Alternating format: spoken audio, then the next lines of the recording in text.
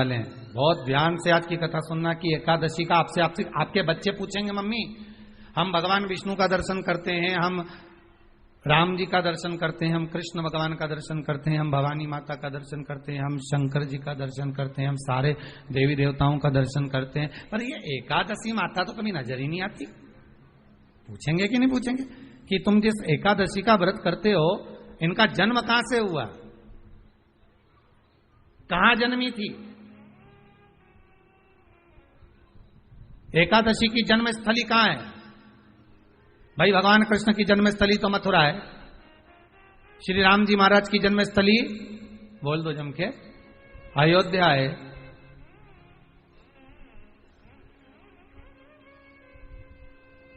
कोई आपसे पूछ ले कि एकादशी की जन्मस्थली कहां है तो आधे लोग तो बाल खुजाने में लग जाएंगे कि एकादशी आखिर पैदा कहां हुई थी, जन्म कहां लिया था, इसका जन्म हुआ कहां था, कहां जन्मी थी ये?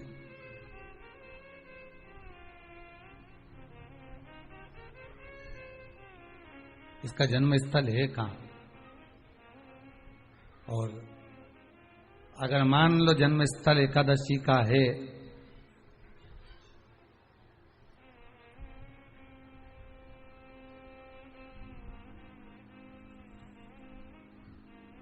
और एकादशी अगर जन्मी है, उसका जन्म हुआ है और दुनिया के लोग इतना व्रत करते हैं, उपवास करते हैं,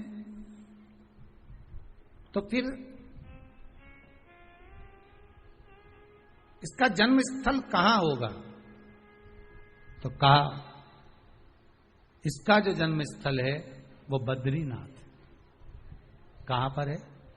बद्रीनाथ। और उस बद्री विशाल में भी एक गुफा जिसका नाम है हेमवती। क्या नाम है? हेमवती। उस गुफा में एकादशी का जन्म स्थल है। बद्री विशाल में हेमवती गुफा जो 12 योजन अंदर प्रवेश करने जितनी, 12 योजन की गुफा के अंदर, हेमवती के अंदर एकादशी का प्रागट्य हुआ था, एकादशी का जन्म हुआ था।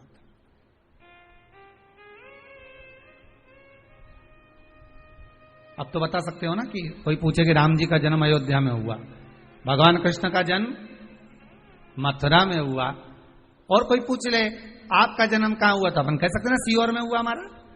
और आपसे कोई पूछे कहां हुए तो कहीं इंदौर में हुए, कि देवास में हुए, कि भोपाल में हुए, कि मुंबई में हुए, कि पूना में हुए, आपका तो बता दोगे। पर बच्चे आपसे पूछ ले मम्मी तू इतनी एकादशी का व्रत करती है, एकादशी का तू व्रत करती है और सबको करा देती है कि बल्लभ कुल की एकादशी करो, भले बकरी जैसे चरो पर एकादशी करो, और सबको एकादशी कराया, तो कोई पूछ ले कि एकादशी का जन्म कहां हुआ था, तो आप कह सकते हो कि बद्री विशाल में, हेमावती में, बद्री विशाल के हेमवती गुफा के अंदर जो 12 योजन की गुफा है, उस गुफा में एकादशी का जन्म हुआ। कब हुआ?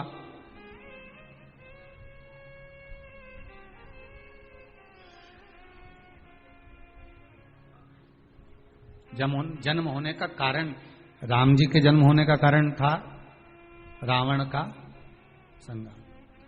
भगवान कृष्ण के जन्म होने का कारण था कंस का संहार।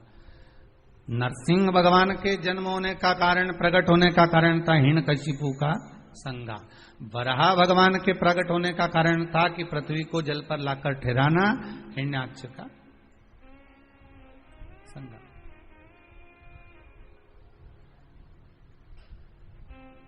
तो फिर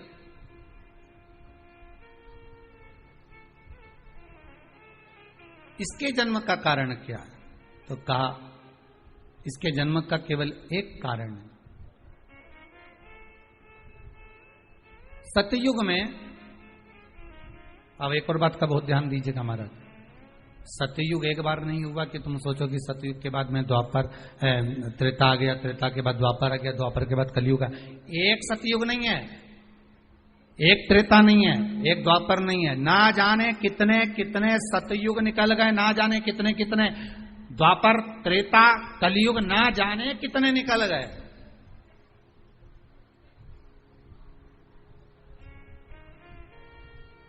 और आप और हम जैसे भी इस पृथ्वी पर ना जाने कितने, अरे जम के तो बोलो, निकल गए। पृथ्वी वहीं की वहीं है, जिस मकान में रहते हो वो मकान भी वहीं की वहीं है। बस कभी कभी एकदम प्लाट हो जाता है, फिर उस पर वापिस बन जाता है, फिर क्लीन, फिर बन गया, फिर क्लीन, फिर बन गया। ना जाने कितने कितने कितने कितने जन्म हम ले चुके हैं और हमारे भी आगे का जन्म कितने जन्म होते रहेंगे। जमीन वहीं की वहीं रह जाएगी और अपन चले, बस वो जगह वहीं रहेगी। जो पहले परदादाजी की थी, दादाजी को मिल गई, दादाजी की थी, पिताजी को मिल गई, पिताजी की थी, उनके बेटे को मिल गई, उनके बेटे से उनको बेटों को मिल गई। मिलते मिलते मिलते मिलते कब वो जमीन भी बिक गई समय की अवस्था में, फिर दूसरे की हो गई। और हम सोच कर रह गए कि ये हमारा है, हम इसके लिए लड़ाई करें, झगड़ा करें। हम केवल इस जमीन के लिए, जरा सी प्रॉपर्टी के लिए अदालत में खड़े, अपना समय बर्बाद कर दिया और जो पाना था वो छोड़ दिया।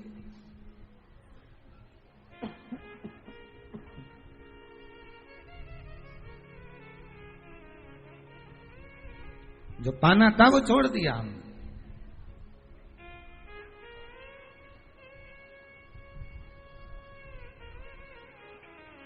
असली रजिस्ट्री तो ये शिव महापुराण की कथा है, जिसमें बैठकर आप 3 घंटा भगवान की भक्ति को जो धारण कर रहे हो, 3 घंटा जो भगवान की कथा को आप श्रवण कर रहे हो, 3 घंटा जो भगवान की भक्ति में आप डूबे हुए हो, 3 घंटा जो भगवत स्मरण में आप लगे हुए हो, बस यही असली रजिस्ट्री है, यही वहां काम आने वाली है। इसके सिवाय कुछ काम नहीं आएगा। धन दौलत माल खजाना सब पड़ा की पड़ा रह जाना,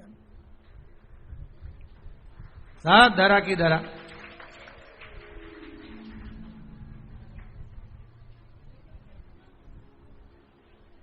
रह गया। वो एक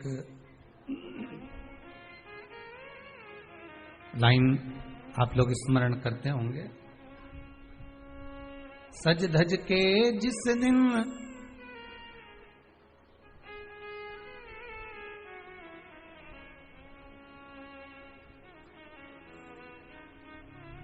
सज धज के जिस दिन मौत की शहजादी आएगी, न सोना काम आएगा न चांदी आएगा। अलमारी में धरा की धरा रह जाएगा, लॉकर में पड़ा की पड़ा रह जाएगा। लॉकर में पड़ा की पड़ा है, अलमारी में धरा की धरा है। कपड़े भी सारे घड़ी बने की बने, कपड़े भी धरे की धरे रह गए और सब पड़ा रह गया। कि छोटा सा तू कितने बड़े अरमान हैं तेरे, मट्टी का तू सोने जैसे मान है तेरे। मट्टी की काया एक दिन मट्टी मिल जाएगी, न सोना काम आएगा न चांदी आएगी, न सोना काम आएगा न चांदी आएगी। सज धज के जिस दिन मौत की शहजादी आएगी, ना सोना काम आएगा ना चांदी आएगी, ना सोना काम आएगा ना चांदी आएगी। सब पड़ा रह जाएगा, धरा की धरा रह जाएगा, सब पड़ा की पड़ा रह गया, जीव चला गया। अगर आप चैनल पर पहली बार आए हैं तो वीडियो को लाइक करें, वीडियो पर कमेंट करें, कमेंट में हमेशा की तरह श्री शिवाय नमस्तुभ्यम जरूर लिखें और चैनल को सब्सक्राइब करना बिल्कुल भी ना भूलें और घंटी को दबा दें। श्री शिवाय नमस्तुभ्यम। हर हर महादेव।